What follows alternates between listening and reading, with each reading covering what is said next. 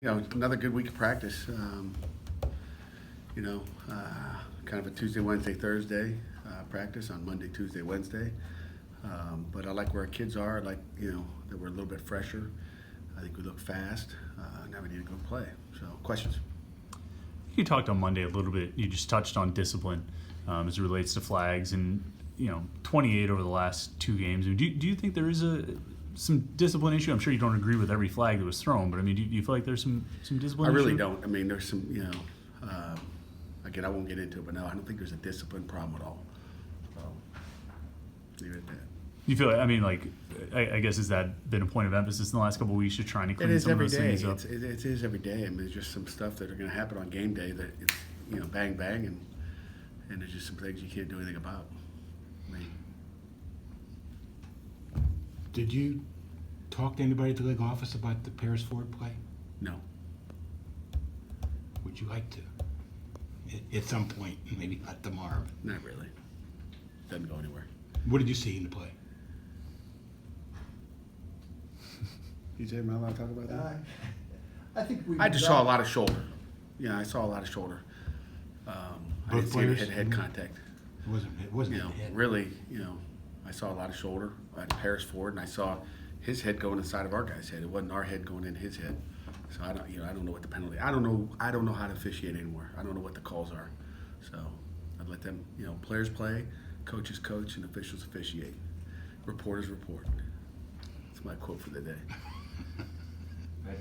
You obviously have talked about your depth at different positions, but at that position with Stalker, how comfortable do you feel, obviously, with the reps that those guys have gotten filling in for Ford? I feel good. I mean, Jay Stocker's done a nice job, and I think Jay will do a great job. He's back healthy too. That's an important thing. You talked Monday about how Syracuse kind of likes to throw those short routes. Do you guys kind of want to limit those and make them kind of throw that deep ball more, or just kind of? You know what? They won't listen to me. If I tell them to stop throwing the short ball, they'll throw the deep one. If I tell them, it doesn't matter. I mean, they're going to throw it. They're going to throw a little bit of both. They throw the deep ball. They will take their shot Saturday. I promise you.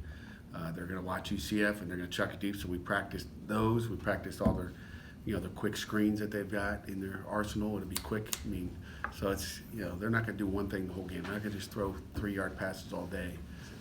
We'll get a variety, and DeVito's got the arm talent to do it. My understanding is that Paris has to be in the locker room in the first half. How difficult is that going to be to keep him on the reps? He'll be fine. We'll have a coach in there with him. I didn't even know that was a rule. I was like, why would you, just another weird rule. So I'm sure the cameras will be on him when he comes out at halftime. So just another way to put the cameras on the kids. Key with the short passes, you have to tackle really well. How, as you guys have gone week through week and looked back at each game, I mean, how's your defense kind of done and graded out as far as tackles go? We don't grade out tackles. Obviously every week there's going to be missed tackles, but I think our kids have, overall tackled pretty well. There's some. I could see certain plays. We had, we missed a few at Penn State. One out of run on third down, but to me that was more of the call.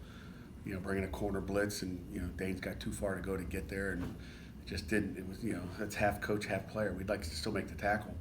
We missed a couple on the edge with our corners on some quick routes outside that we got to make. We expected to make those, but we've made a heck of a lot more than we missed. Understanding that there's still 6 games left, when you see how this defense One is, game, Gary. One game. That's right. Syracuse. He It's the signed last game of the He season. signed the other coach. Okay, there's one game. All right, considering the season isn't over, okay, is this the defense you kind of envision when you want to put together a good defense? Are they playing that way? At times they do, and then times they don't. So, we'll find out with this one game. It'll be the one game. Nobody cares what you did, the first half of Duke, which was really good. The second half, we got to get stopped. Great defenses play championship defense every play, every minute of the game, every quarter, and that's what we're trying to get to. But, it looks to be the best defense we've had since we've been here. Where's, what kind of defense it's going to be? We'll tell in the end. We're going to, feel good about 6 games and then, be awful in the next game. It doesn't, so we'll evaluate at the end where we are. There's more speed on the field, though, isn't there, than you've ever had? I haven't measured it. I haven't timed them yet, Jerry. I don't know. Wouldn't that be if we could time all 11 at the same time, see how fast they are? I don't know. But no, I feel good with our talent. But got to make plays.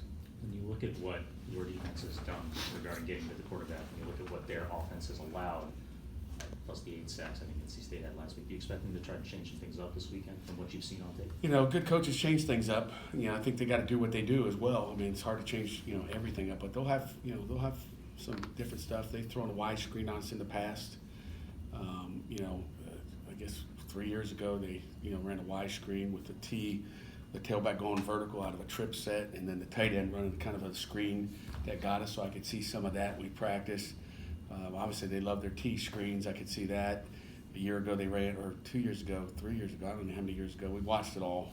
They've run, you know, tackle arc release to block our corner, run, you know, quick now out there. So we practiced all the different things that they could do to get the ball out quickly. There's only so many things you can do.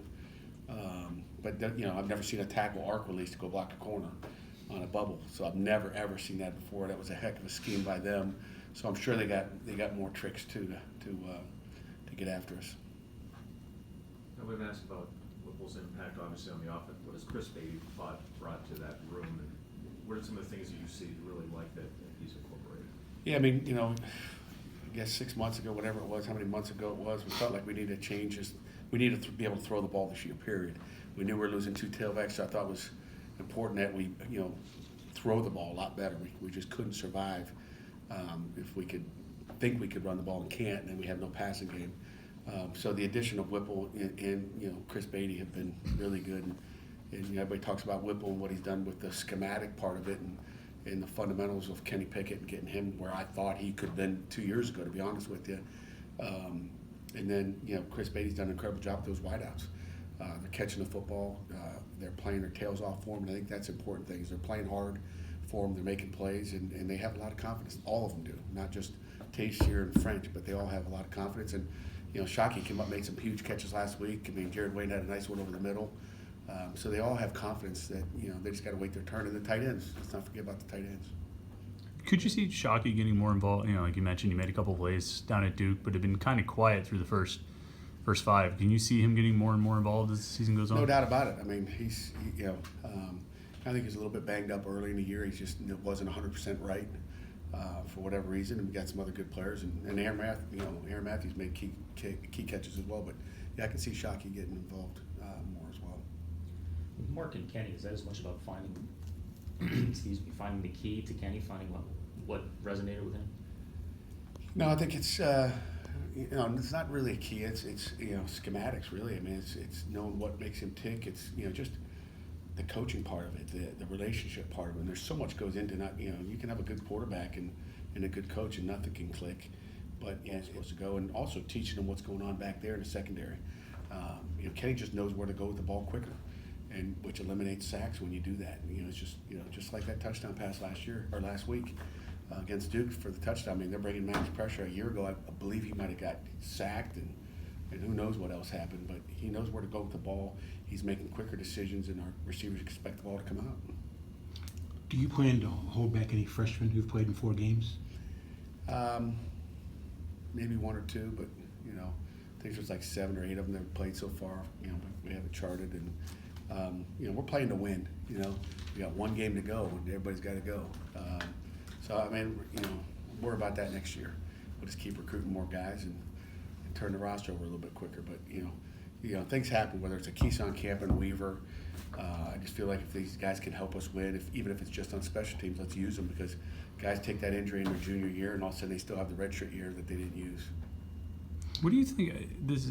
You guys aren't doing this, and I kind of don't think you would. But what do you think when you look around college football? You see their teams looking like they're not going to have a great season, and they take a guy who maybe hasn't redshirted yet, maybe a quarterback or a key player, and say, we're just going to sit him down, we're going to save him for next year, and try and effectively almost kind of tanking the season. I mean, have you seen some of this? Quitters, yeah. I guess. I'm hearing about it a little bit. I don't know why or what, but man, I'm glad I'm not on that team. I can tell you that.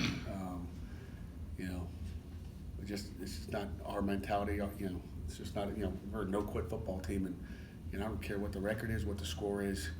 I just don't ever see. I mean, it's got to be tough going out there on Saturdays. It's got to be tough to practice every day. It's got to be a tough culture around that program. I don't think the culture improves. You have a bad week the next week. Guys are all saying, hey, I think I'm going to, you know, or next year, you know, what are you going to do then? You're going to take it again 2 years in a row? just, what's it say for our society? Anything else for Coach? I apologize if this was addressed before I got here. It's okay. Update on either of Traffic the ain't good. Davises. No update. Any other questions? At least Jerry knows not to ask that question. We don't No talk, comment we don't on talk that. the injuries. It's okay, it's a good question. One of these days. Bill will tell you every Wednesday. You guys watch practice.